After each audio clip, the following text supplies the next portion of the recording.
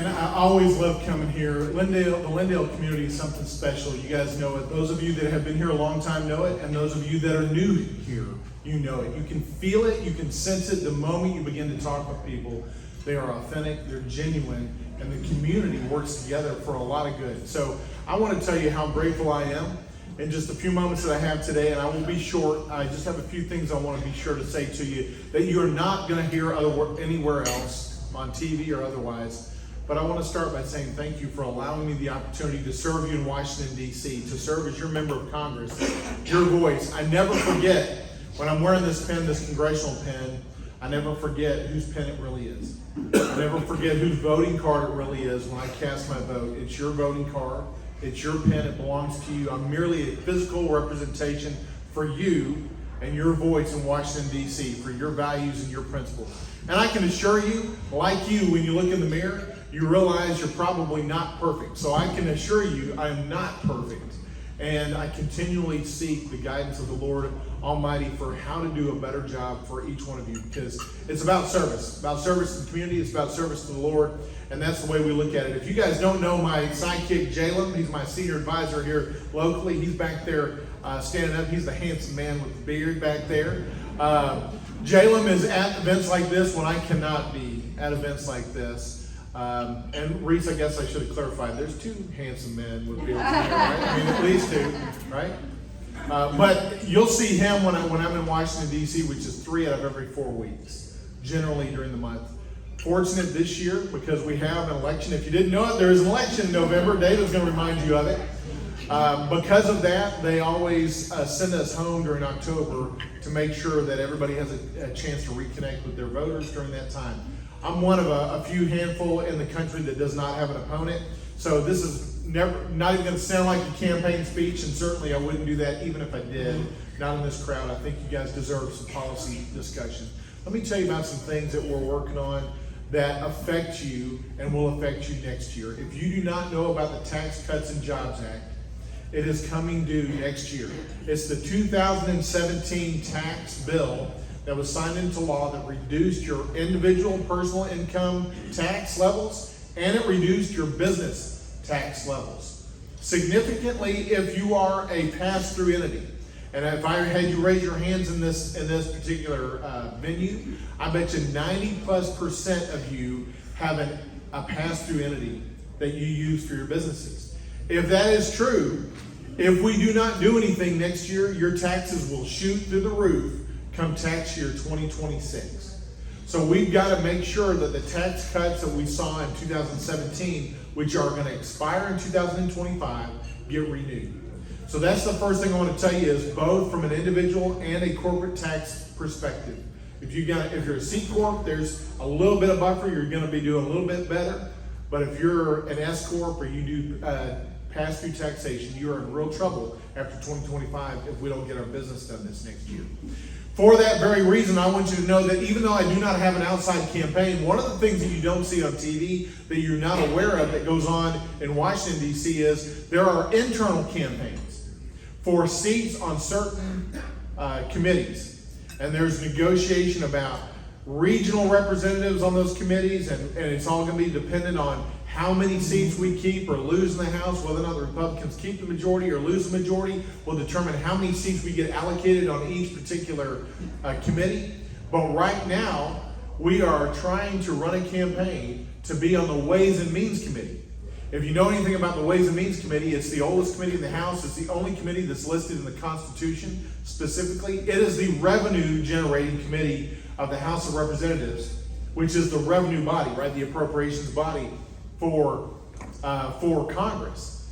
And so we're trying to get one of those very few seats on that particular committee. And one of the big reasons is we know that next year will be the Super Bowl of tax because the Tax Cuts and Jobs Act comes due. And what I think is when you sent me to Washington, D.C., I think you sent me there to actually be in the middle of the policy discussions, to not be on the backside of that, just having to vote on a bill that came out of committee that I didn't sit on and have no influence on until the very last moment to either vote yes or no. The real influence happens in committee before it gets to the House floor. And anybody that's been in a legislative body knows that is the case. So we are working hard to position ourselves, and that's why I've done things like this. This is what members of The steering committee, who are effectively my internal constituents, this is what they are getting from me, is pages and pages of campaign literature saying, you want me on that committee, and here's why. Here's my background on trade and on taxation and on business and on healthcare, the things that have jurisdiction that's covered by the Ways and Means Committee. So I want you to be watching for that and know that we are working very hard, and it will be very tough. There's probably going to be 2 seats on that committee on the Republican side if we keep the House. And we already know there's at least 8 members of Congress vying for those 2 seats. It's going to be very difficult to get on that committee, but if we do that, it'll be a real coup and a challenge for us to be able to represent you and your voice on a very important committee next year in Congress. I want to leave you also with some things that you may not know that we've been up to. Because one of the things that I told you when I went into Congress was I knew that, and you guys saw this at the county judge level, and I'm so glad we've got a fabulous county judge here at Smith County. Aren't you guys glad we got a great county judge? One of the things that Judge Franklin has done for years magnificently that I tried to emulate when I was a county judge was relationship building. Because relationships matter. When you talk to people face to face and you build that relationship, then you're able to work through those hard issues together. And we worked through a lot of issues with Lindale over the years to build some really great successes. We're trying to do the same thing in Congress, and here's some of the ways that I've been trying to do that here recently, just in the past few months. One of the things that's really important to East Texas is timber. Did you know that? We do a lot of timber in Northeast Texas. A lot of timber. You know where that timber gets shipped out of? A big port down in Lake Charles. A lot of it does. A lot of it. So I went down and spent a day with the Speaker of the House, Speaker Johnson. That's his district down there. We spent a day at the Port of Lake Charles understanding the needs of Lake Charles. Why? Because we're sending stuff out through that port. We're also getting stuff in, like poultry feed. You know, poultry industry is really big in East Texas. Really important. Here in the next month, we're taking groups of the folks that are on the very far east of our congressional district over to Shreveport and Bossier for a second visit to meet with their economic development and chamber leaders. So folks from Carthage and Longview and Marshall and Jefferson are going to go over there because their communities are really closely tied to Shreveport and Bossier City. And this is the second time we've done this. We went over the first time by ourselves, and now we're taking back some economic development leaders. And we're now planning to hopefully go overseas and to build economic development ties overseas. We're targeting Germany to go see if there's companies in Germany that want to do foreign direct investment in our area.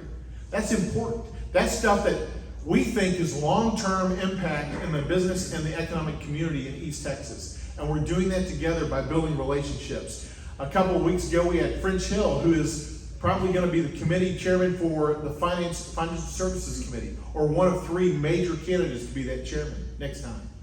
French Hill came down from Arkansas, and we did financial roundtables in East Texas, both in Tyler and in Longview, with a number of bankers and people involved in the financing industry. We couldn't get everybody in the room, but we had a good segment to be able to let him understand what we're doing, and we took him to the FCIC. So now he's attached to our district. We're doing the same thing next week with Tyler Junior College and Kilgore College. We're bringing in a member of Congress and policy advisors from the Education Workforce Committee that we're on, because they're going to have their quarterly statewide Texas Association of Community Colleges meeting in Tyler, specifically so that we can be there and say, as a single voice in Congress on ed and workforce, community colleges matter. And we want to build into you, and we want to give them access to the policymakers in DC that are making those policies. Those are the things that will not make the nightly news, but those are the things that matter to you long term. Those are the things you elected me to do, and I'm grateful for that opportunity. Those and so much more. Again, thank you for allowing me to serve you. Thank you for what you're doing in your businesses. We pray Godspeed and blessings on each one of you in this next year. Thank you. I want to send my thanks to Nathaniel Moran. I did not know he was going to say those nice things. I'd already planned on saying some nice things about him. He's my mentor. I followed him into this position. I will not follow him in. I can make that claim, and you can take that to the bank. I am interested in this brain fog patch. I'll be looking you up, Dr. Cochran. All right. I've talked a lot about the courthouse everywhere we go. I kind of want to cover a little something different this time, though. We got ARPA funding, American Rescue Plan funding, a few years back. Everybody knew about that. We gave a lot of reports, but I kind of wanted to report back to you and let you know everywhere that we spent those dollars, or at least a semblance of everywhere. So in Smith County, we ended up getting $44.5 million for that. So we spent quite a bit on IT and cybersecurity. We're still dealing with cybersecurity and IT issues daily. We're trying to build up that staff. It's truly important. So that was an important purchase. Radio upgrades for law enforcement, very important. Law enforcement vehicles and upfitting. We bought some law enforcement vehicles, but if any of y'all have ever looked into fleet management, that kind of thing in your businesses, getting new vehicles all at once sometimes is troublesome because they all get old at the same time. They all get high mileage at the same time. And then you've got to look back at your budget to do that. So we've tried to stage some in. If you've ever driven past Gulf States downtown, we've got some brand new vehicles sitting underneath the cover down there. But that's what that is we're waiting. Even though they may be a year older, they're going to have 0 miles on them. And when we put them into the fleet. So that's what we're doing. Road and bridge, we did extra roads with that weren't on the bonds that we passed. Road and bridge facility, we've moved that facility. It was downtown off of Glenwood down there. We had about 4.5 acres.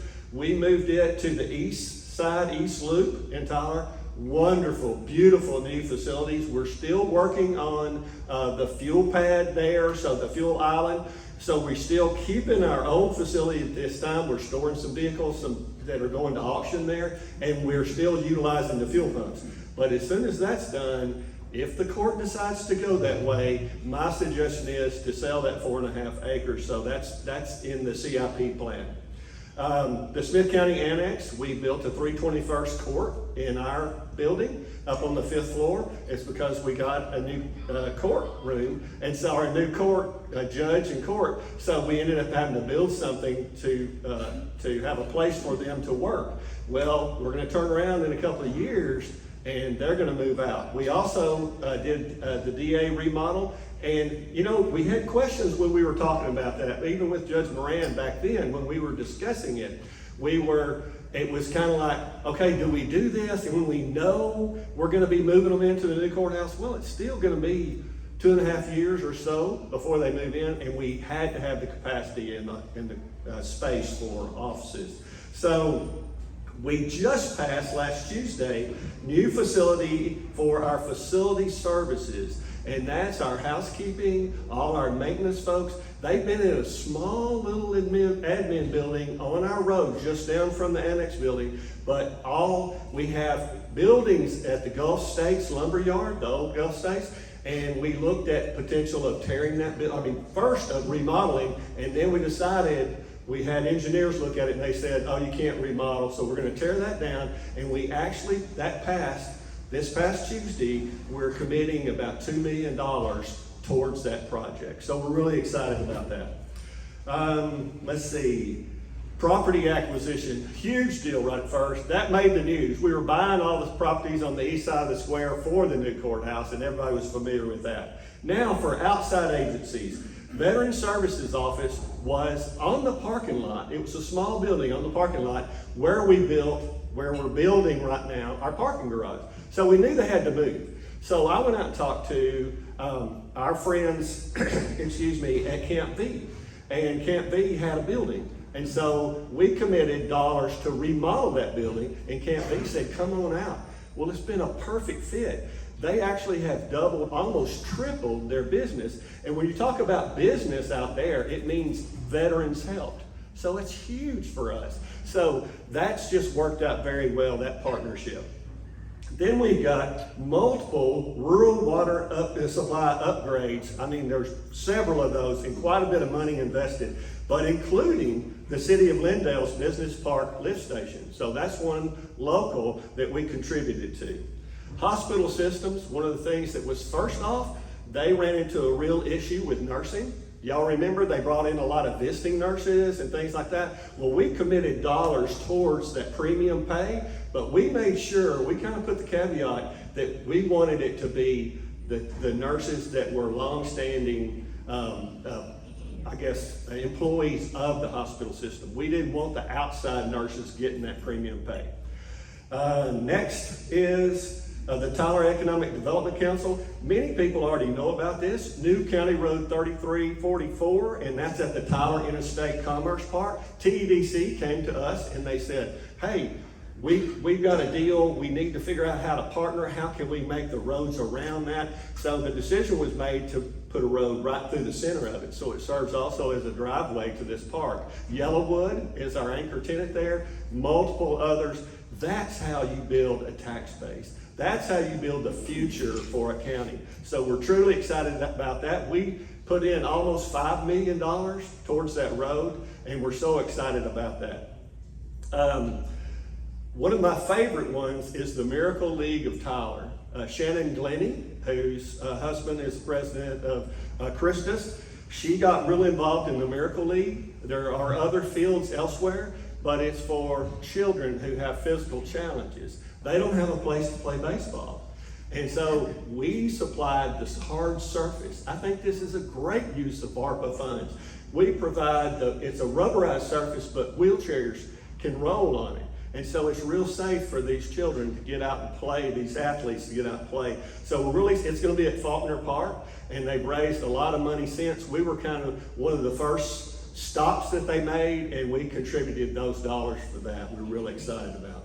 Mental health. When I ran for judge, when I ran for commissioner, way back in the olden days when I was fire chief, I got real involved in the mental health services. And I was wanting to make the service, improve that service delivery system. And so we've donated to the Andrews Center. We do our own jail-based competency restoration in the jail. Andrews Center comes in. We donated $100,000, $50,000 each for the next 2 years to keep that going, that process going. And I'm not going to take the time to explain all of it. If you want to know more about that program, I'll tell you about it. The Children's Advocacy Center, we donated $500,000 to a mental health wing in that facility.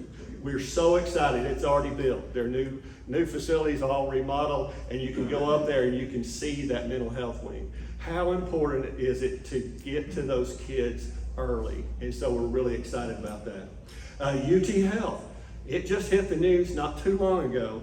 We donated $4 million to the old BHC that was on University Boulevard to open it back up. A decision was made years ago. It's a 70-bed facility. Decision was made years ago not to keep it open. So we decided that by our talks back and forth and a lot of meetings and a lot of discussions, we decided to do this. So they're going to use the $4 million to remodel. We've already got the Board of Regents voted yes, so the program is rolling. So they're going to remodel that and then get that open. It'll be a third party running it. But out of the 70 beds, we get 10 beds that are called crisis beds. So our law enforcement officers, they may have to run someone to the hospital just to get medically checked, but then straight to there. Instead of taking some of these folks that are nonviolent to the jail, they'll take them to these 10 beds, and then they can get treated and released. So we're really excited about that. So, new courthouse and parking garage. I'm not going to go into details on that, except that I know Shelby mentioned a lot. Did your bell ring? Okay. No, somebody else is going. Oh, okay. Somebody's keeping time. Somebody's keeping time. So Shelby mentioned a lot of free things. We built that, we're really close on the parking garage November 10th, for sure. It may be a little earlier than that we get it open. We're working on the elevators and striping right now. We're really excited about it. And, but she mentioned free. Well, you taxpayers have already paid for that. So when you come down there to park, you don't pay. We decided against that. So we're not double dipping you guys. Guys get to come in there and park for free. So I said November 10th. We're working on Centennial Boulevard right here in Lindale. We're really excited about stuff. I think the mayor may talk a little bit about that in a minute. And I just wanted another shout out to our congressman. When you need him, he's available. I called about railroad. We called because when you're building a building adjacent to the railroad, as we are, the new courthouse, if you're taking if you're lifting up product and crossing that railroad, you have to get permission.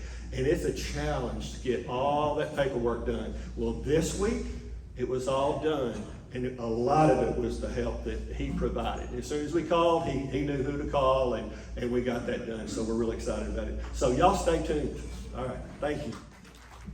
Thank you, Shelley. Thank you, Chamber, for having us today and giving us this opportunity to come and talk about our office and what we're doing. Thank you, Judge Franklin, for the support of the court and funding for our office, because all of our funding comes from the county, and the Commissioner's Court approved that. And just put a little bug in here, we'll need a new vehicle next year. Just get there. I'm Wesley Hicks. I've been your constable since October of 2022. Lifelong resident of Lindale, and proud to serve this community that I grew up in. I've lived in my whole life. I couldn't be more proud to be your constable and serve in this capacity. I would like to introduce some people that are here that are very important to me and recognize them. The first being my wife, Nadia, and she loves being recognized and standing up. Nadia has been by my side through this whole law enforcement journey, and it's tough enough to be a spouse of a law enforcement officer, but then you add to it the political part too, and she's just done a wonderful job standing by me and supporting me in this.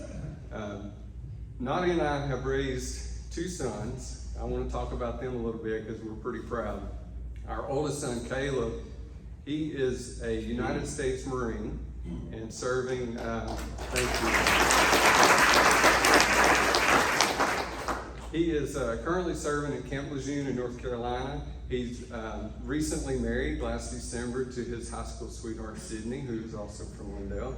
And our youngest son, Cameron, who just graduated from Lindale High School, he immediately joined the Marine Corps also. And so he is currently in the middle of boot camp in San Diego, and it's 21 days from graduation. Not that anyone's counting, right? Nadia? So we get to see him in just a few days. Funny story, Nadia might not want me telling this, but the other day I ran into a guy, Nadia and I together, and he asked me if I had been in the military, if I served, and of course I told him no, I had not, but I said, I raised 2 Marines, does that count? And Nadia was real quick to say, you raised 2 Marines? So actually it was mainly Nadia that did that, but we're very proud of them, proud of their commitment to serving this great country of ours. We just can't say enough about our sons, and I could go on and on about them, but I guess that's really what this is about, the constable's office, right? Not that. I'd also like to introduce the staff of Precinct 5 Constable's office, because these folks are the ones that keep it going and make me look good, keep everything going every day, and do such an outstanding job. So when I call your name, if you don't mind standing up. Y'all probably already know them, but I think it's important to recognize them in this manner. So Deputy Kevin Petty.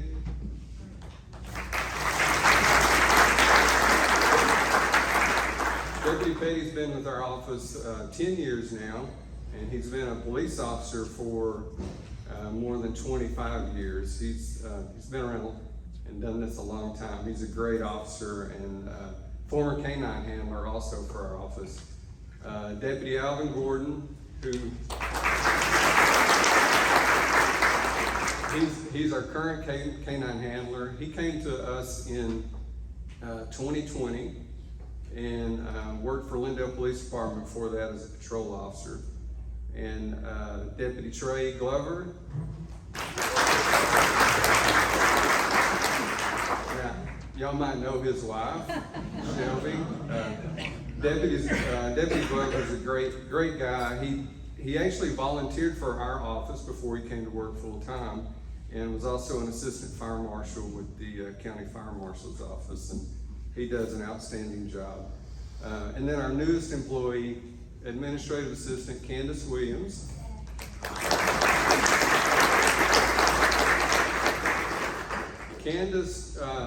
came to work for us back in June when our long-term clerk, Kathy Zemer, retired. And although we miss Kathy tremendously, Candace has just done a wonderful job coming and filling in and taking on that role, and she keeps all of us guys straight and keeps everything going like it should. And so that's the staff. I want to say this about the staff too. They not only work for this precinct, every one of them live in this precinct. So they also have, I believe, a vested interest in the community. They want it to be safe for all of y'all, but they want it to be safe for their loved ones and their family also. So I think that's really important. So thank you guys. Y'all have heard me talk about this before, I'm sure a lot of y'all, but still the most common question that we get out just being out and about is, what is a constable? And I think it comes from a lot of people moving in from out of state that maybe their state doesn't have constables, and they wonder what we are and what we do. And when I was first approached with that, I think I was filling up gas at QT. Somebody ran up to me. I thought they had an emergency, and they said, hey, what is a constable? And I'm a police officer. I mean, what do you want me to say? I don't know. I didn't have a good answer, so I did what most people do. I Googled it, and I thought. So I'm going to tell y'all what Google says a constable is in the state of Texas, if y'all don't mind. Some of this may be mundane and boring, but it's a little history of constables in Texas. The Constitution of the Republic of Texas in 1836 provided for the election in each county of a sheriff and a sufficient number of constables. During the 10 years of the Republic's existence, 38 constables were elected in 12 counties. The very first one was in Nacogdoches County. The largest number of constables that were elected were in Harris County, and that was 13. Shortly after Texas became a state, an act passed by the legislature specified that the constable should be the conservator of the peace throughout the county, adding that it shall be his duty to suppress all riots, fighting, unlawful assemblies, and he shall keep the peace, and shall cause all offenders to be arrested and taken before the justice of the peace. Constables were the most active law enforcement officials in many counties during the early statehood of Texas. So a county constable in Texas has the following duties. We serve as licensed peace officers. We perform various law enforcement functions, including issuing citations. So yes, a constable can pull you over and they can give you a ticket. We serve warrants, civil papers, and we serve as bailiff for the Justice of the Peace Court. So specifically what our office has done, I compiled some numbers since January to let y'all know what we do on a daily basis. This doesn't catch it all, but these are some of the things we do. Providing security for the JP Court in over 1,200 hearings. That's since January 1st. Judge Brown, I didn't know if you knew there were that many hearings up there in JP Court, but 1,200 hearings, 450 calls for service, and that can be everything from motorist assist, helping somebody change a flat tire, which Trey Glover is really good at. If you ever need a tire change, Trey's your guy. To answering 911 calls such as domestic violence, burglar alarms, car chases, which I know if y'all read, there's been plenty of those through our area recently. It's wild. Even one recently where one of our deputies was shot at. So all kinds of calls for service. We've done 233 civil papers. That could be everything from an eviction citation to a small claims suit, subpoenas, all kinds of writ of possession. That's where we actually go out and physically remove somebody from a property if we have an order from a court. We've done 155 traffic stops, mostly warnings, but every once in a while we do write citations. Kevin Petty's the good one to do that, so he'll write a citation in a second.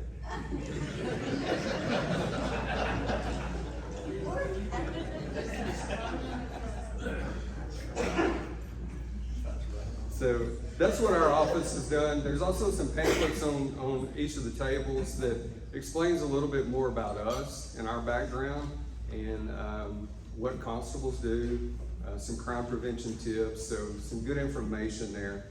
In closing, I would just like to say that I feel very blessed to be your constable.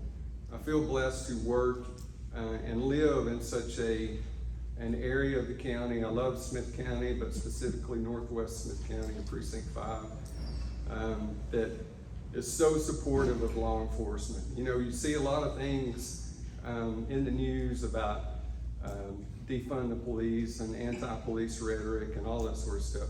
We don't experience that. We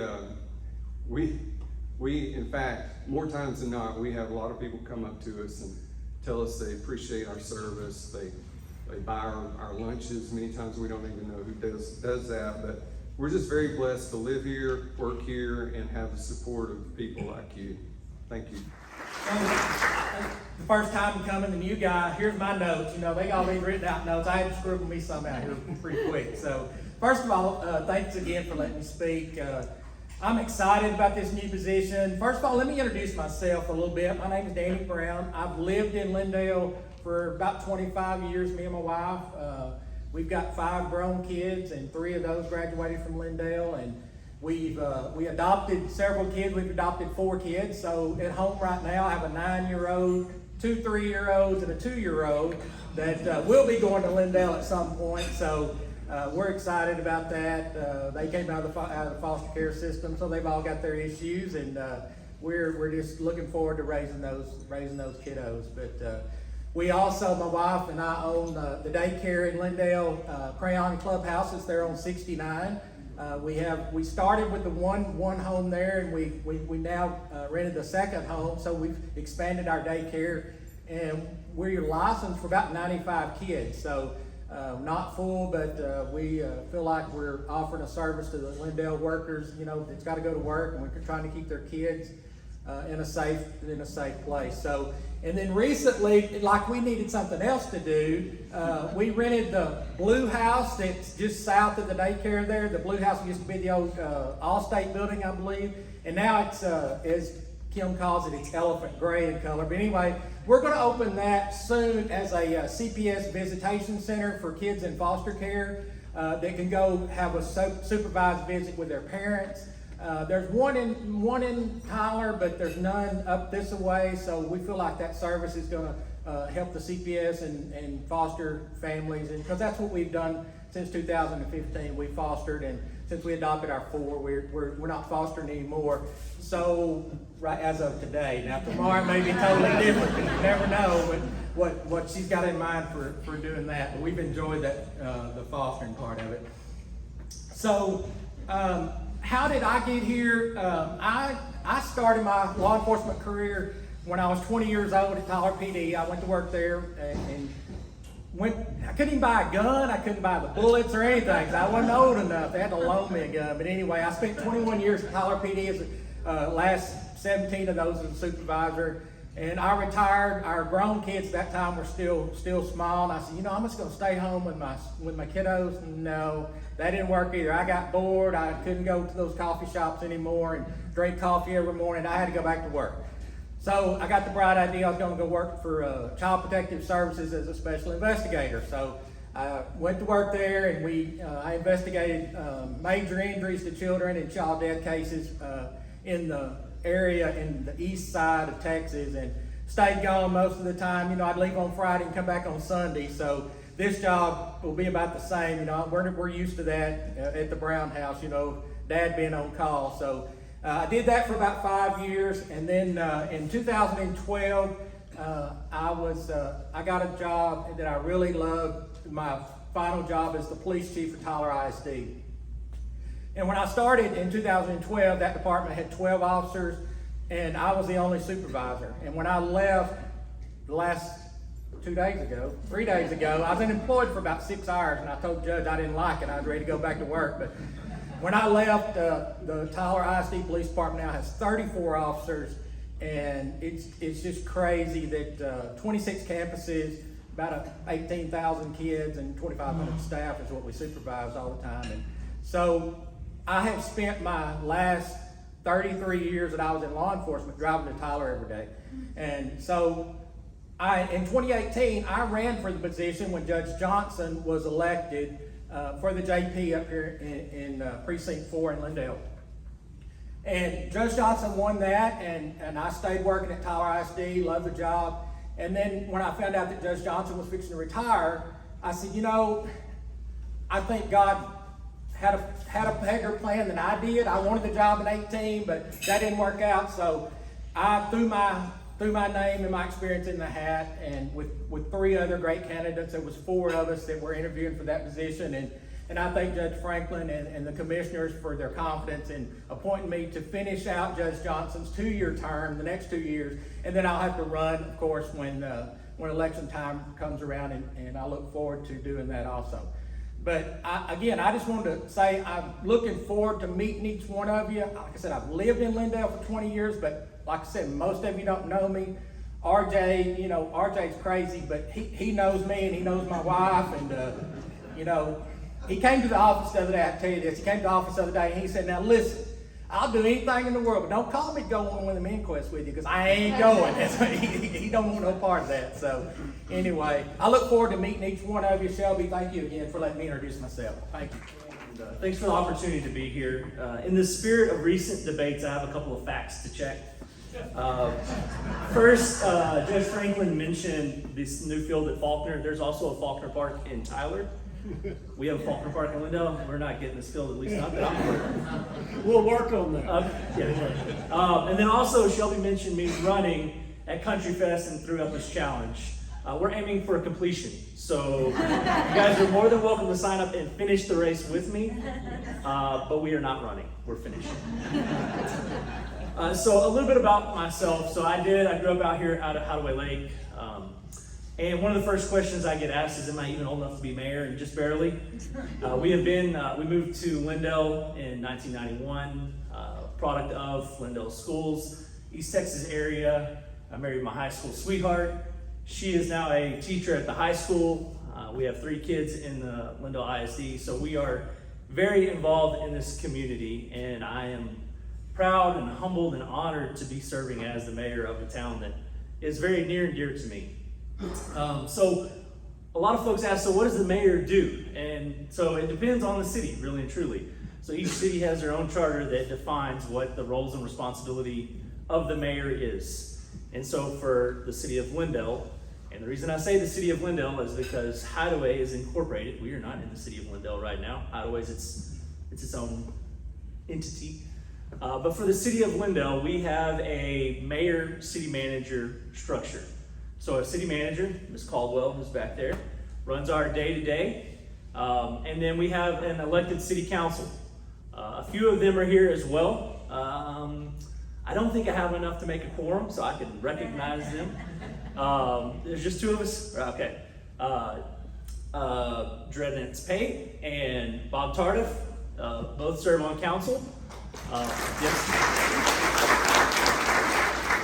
Thank you, and it is a big thank you, because one of the next questions I get asked is, how much do you get paid to be the mayor? Well, you don't. Neither does council. We do that out of the goodness of our heart. We're servant leaders. We have a vested interest in this community, and we want to see it continue to grow and continue to thrive, and that's why we all chose to serve either as mayor or on council. And so then, coming back to what is my responsibility as mayor then if we have a city manager and we have a council, and my responsibility is a lot of public appearances, right? I get to do a lot of speeches, I get to go to a lot of events, I get to help drive the agenda and the meetings for city council, but I don't necessarily get to vote in those topics, right? So it's all about bringing together comments and suggestions from the community and helping have that conversation with the council, with the city, so that collectively we're addressing issues or concerns or topics that might come up. And so leading into those topics that do come up, there's kind of 3 main issues that I wanted to make sure that I addressed when I came into office, as Shelby mentioned, Mr. Daughtry was mayor for the previous 9 years and then served as council for the 8 years before that. So he'd kind of been the face in the role for several years prior to this new face, and new council members as well. So one of the things that I wanted to make sure that I achieved was communication, right? And there's a buzzword that's been used out there that kind of got, I don't know, thrown in the mud a little bit, and that is transparency. But one of my goals was to truly be more transparent with what's going on with your tax dollars if you live in the city, and let you guys know what we are moving towards, what's been accomplished with those dollars, and really just be more communicative with our actions. So I mentioned I don't have we don't get paid to be mayor, so I do have a real full-time job. And part of that full-time job is communication. So bringing over those business topics and applying that same philosophy to the city and letting everyone know, hey, here's what's going on. Here's what to expect. Here's some, if we can share, some new businesses that are coming into town. There's a whole nother conversation we could have on why we cannot share all the new businesses that are coming to the city of Lindale.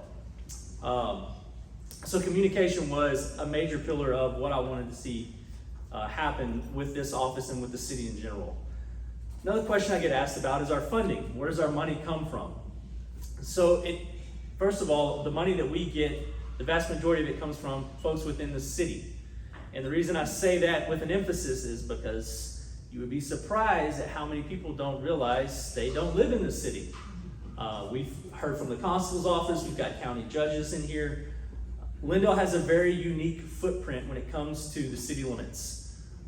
Just for conversation's sake, if you come up 69, and then right along I-20, it kind of makes an L. That's the generalized city limits, right? If you want a better map, Shelby mentioned the state of the city that I did recently. I've got a map we can share if you come by City Hall, which City Hall is off of 69. I can't remember the name of the road now. Ballard. I was going to say Bill, but it wasn't Bill. Ballard Street, right there. And we would be happy to show you a map of the city limits. That way, if you're curious, if you don't know if you're in the city limits, you should pretty quickly find that out, because you might be past due on your taxes and we could use those. Which that is where our funding comes from. The vast majority of our funding comes from property taxes and sales taxes. And then the rest comes from permits and fees and other miscellaneous sources that we collect through the city. And so welcoming these new businesses, experiencing this growth, all goes to the bottom line of our budget to also be able to provide more services for you guys. So the city of Lindale, we're going to say, is about 8,000-ish people, right? City proper. When you look at the Lindale ISD, so I'm going to call that our surrounding area and what we serve, it's roughly 30,000 people, right? So we have the funds of 8,000 folks trying to accomplish all of this growth and these new shiny things, we'll call, for 30,000. And our staff does a phenomenal job in stretching those dollars to get the most bang for our buck. But just know that's why we do what we do, right? We're trying to make the most use out of the money that we have from the 8,000 to accommodate the 30,000. And then along the same lines is strategic growth, right? So we had communication, we've got funding, and then really being strategic about how we grow and use those dollars. So I mentioned the city limits. The state of Texas passed a law a number of years ago that will not allow the cities to go out and acquire new land to incorporate businesses, individuals into that city, right? You have to come to us and say, hey, I'd love to be a part of the city of Lindale. We'd love to have you. But you have to initiate that conversation, and then it'll go to council and all the next necessary steps in order to bring you into the city. But that's how we grow our tax base as a city. Strategic growth then comes in, okay, if you're outside the city today, how do we get water to you? How do we get city services to you? How do we get sewer to you? And so you'll see some of that construction up and down 69, I-20 right now, which I'll talk about here shortly. all of those utility works are going in order to be able to accommodate this future growth that we hopefully experience and or are experiencing right now as we get new families coming in, new businesses coming in. So then that leads to a little bit of what's next. Judge Franklin mentioned Centennial. That is one of those major strategic arteries that we're excited to get underway. We'll have a groundbreaking this Saturday that'll officially kick off that project. And Centennial is the road in between Lowe's and Walmart. Right now you can go to PetSense and turn around and go back to the light. Well, ultimately that road will cut all the way over to Jim Hogg. And so that will provide a major arterial flow of traffic to alleviate, traffic at I-20 and 69, as well as there's a lot of construction going on Brickyard Road for the new development that's going in there. So that major thoroughfare is going to go over to Jim Hogg and alleviate some of that traffic off of 69. Ultimately, it'll go west as well, not all the way out to, it'll go to Harvey Road eventually, but there will be some major relief from the traffic that we experience at I-20 and 69. There's also some north-south roads that are being built in between all of that will again offer some relief to the traffic that we experience today. But that's been a long time in the works. I know Congressman Moran was an integral part of that. Judge Franklin's been a part of that. It has been many years in the works to be able to acquire the land and all the easements. There's a lot of stuff that goes into making a road happen, and it's not cheap. The Lindale Economic Development Council stepped up and really helped the city of Lindale be able to fund this project, as well as a joint effort with the county. So we're excited to see that come to fruition and hopefully be able to be driving on it pretty soon.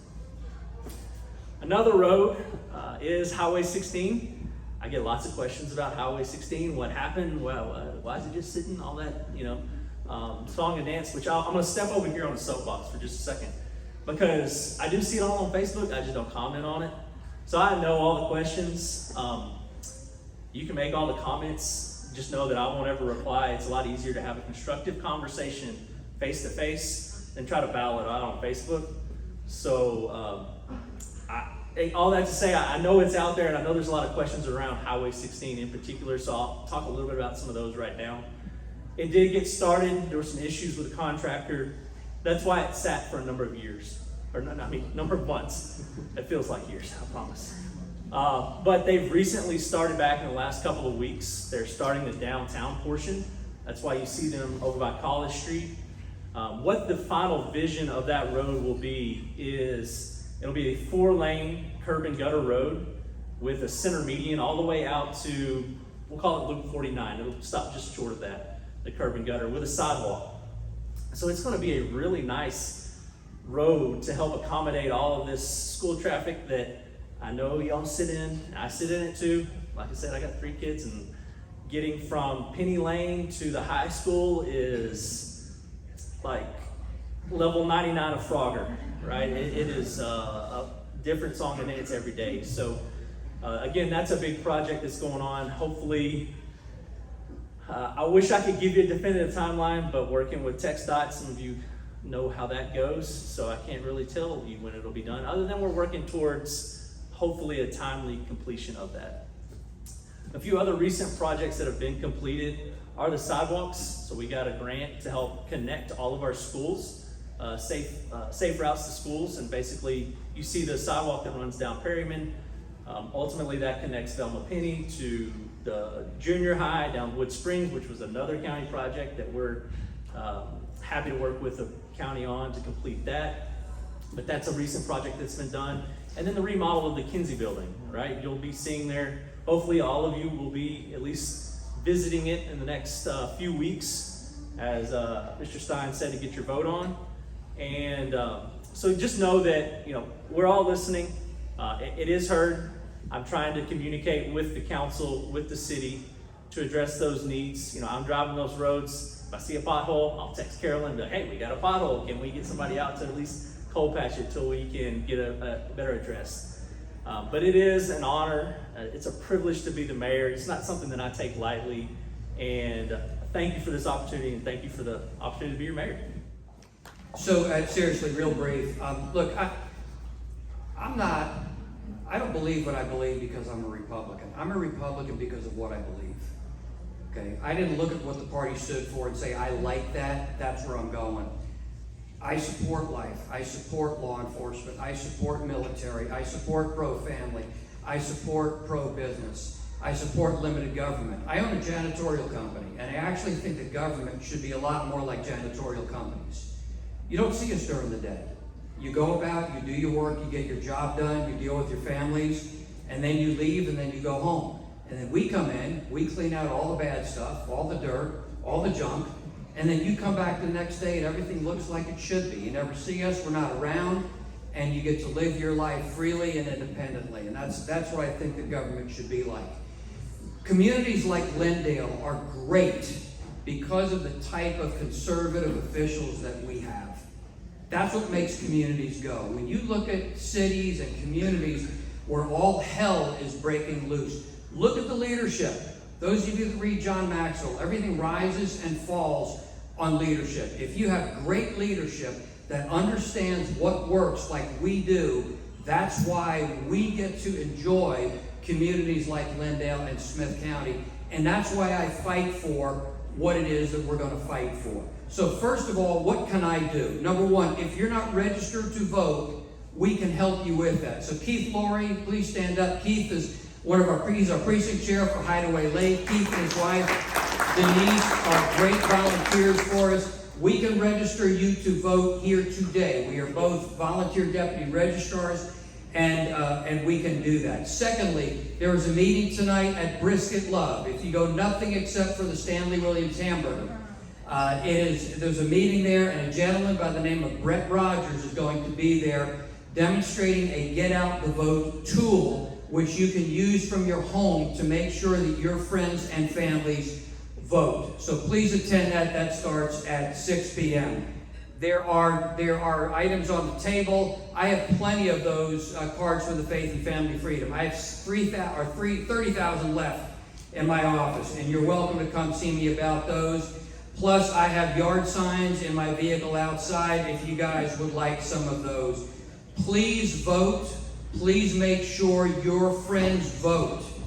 Ask them if they're registered. If they're not, October 7th is the last day. We need you. Our country needs you. Our state needs you. Our county needs you. And our communities need you. Thank you. Busy morning, and I won't keep you. I'm Sara Maynard. I serve as the judge of Smith County Court at Law Number 2. I just wanted to say hello to you. I live in Lindale. I've been here for about 30 years, and our court covers all of Smith County. It's a court of general jurisdiction, which means we do everything. So we do civil law, that's car wrecks and personal injury, business disputes. We do family law, so divorces, child custody, child support, and we do criminal cases, so everything from assaults, thefts, DWI, possession of marijuana, you name it, and on a different date, it's happening in County Court at Law Number 2. So the courthouse in Smith County belongs to you. I think there's always something interesting going on, usually more interesting than anything on television. So if you're in town, we're on the first floor of the Smith County Courthouse, and you are welcome. We're there from Monday through Friday, 8 o'clock in the morning till 5 o'clock in the afternoon, and come see what's going on in your courthouse.